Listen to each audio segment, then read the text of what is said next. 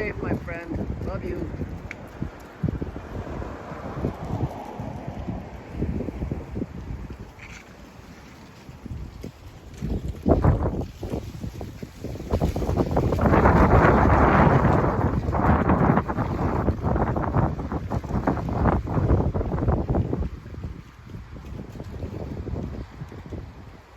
Love you, friends.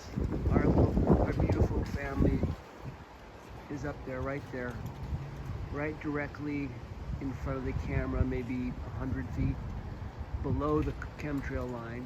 If you look directly in that area right there, you'll see little flashes of light, like sparkling silver flashes, a little blue, little silver white, sort of glimmering sunlight reflections of their craft, even if they're invisible mode, but they also may be flashing. They're flashing for me, but I can never tell.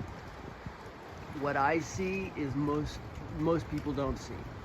So when I see stuff, I can never tell if other people will see. I just saw a streak go by the camera, so I'm assuming that was a family or craft family. It's our dark streak. I do my best for you guys. Keep hope alive, fighting,